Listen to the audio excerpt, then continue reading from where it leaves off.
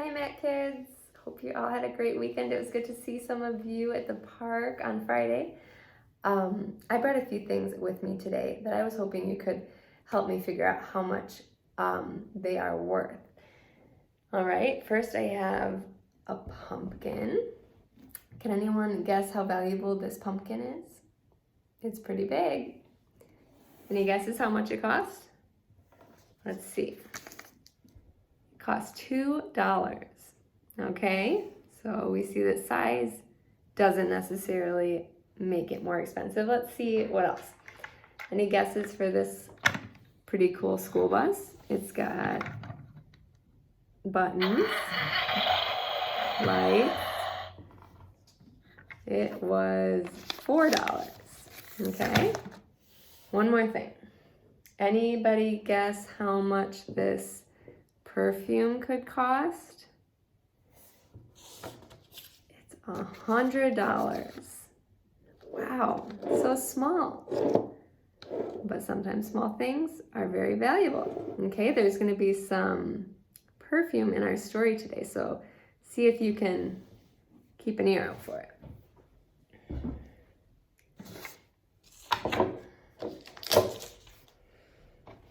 So our story today is found in John 12. It finds Jesus spending time again with Mary and Martha and Lazarus, which if you remember last week, Jesus raised Lazarus from the dead. So that was pretty incredible. But in this story, they are at their friend Simon's house and they're having a meal.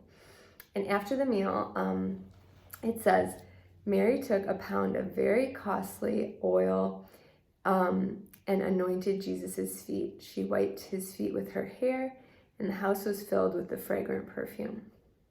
So Mary took fragrant oil and anointed Jesus. Does anyone know what anoint means?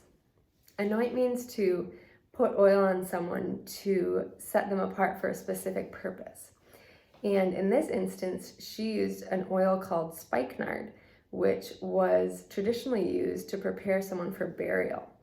And she may not have known it, but Jesus knew that he was about to die and be buried. In a few days, Jesus would die on the cross and be buried and then rise again in 3 days. So this was symbolic of Jesus about to be sacrificed for our sins. And let's see what happens after she does that. The people in the room are shocked because this perfume was so expensive. It was actually worth 300 denarii, which was a whole year's worth of income at that time. So that is a lot of money, thousands of dollars in our time. So Mary chose to pour all of that out on Jesus's feet. That was all she had, and she gave it all to Jesus. She showed how much value she placed on Jesus and how special she thought he was. But some of the disciples, Judas said that he blamed her that was the wrong thing. And he said, we could have sold that and given that money to the poor. He didn't say that because he loved the poor, but he said that because he loved money and he had been stealing from the money that they gathered for the poor. But Jesus said, no, she did the right thing. She did a good thing for me. She anointed me and prepared my body for burial. So think about the things in your life that are valuable to you.